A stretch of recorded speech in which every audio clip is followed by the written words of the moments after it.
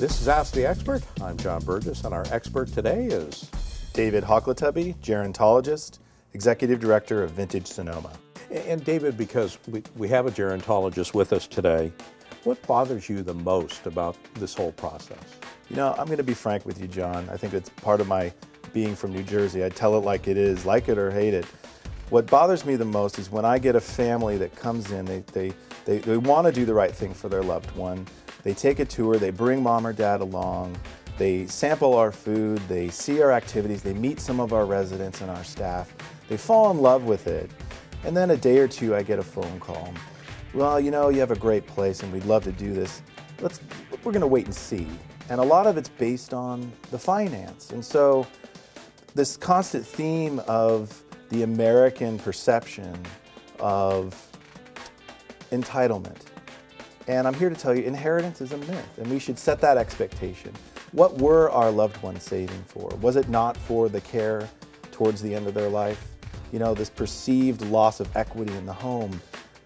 You know, when I look at that and I quantify it against quality of life and care, it just blows my mind. And you know, as a gerontologist, I see what the wait and see brings people.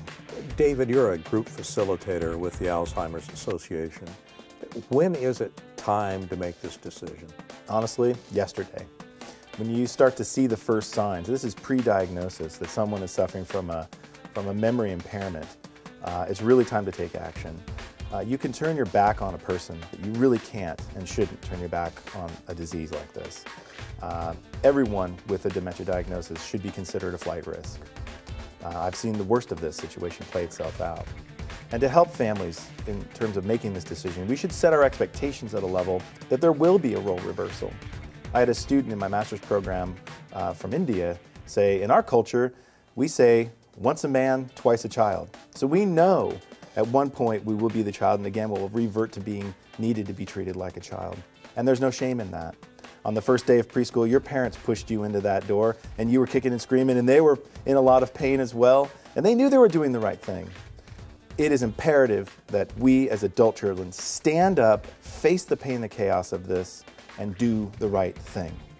Down the road, a week or two later, at Vintage Sonoma, we see the transitions all the time. They're happy, everyone's happy in this process afterwards. Well, you've given us tremendous information today. You have more on your website. What's your web address? VintageSenior.com. Thank you, David. Thank you.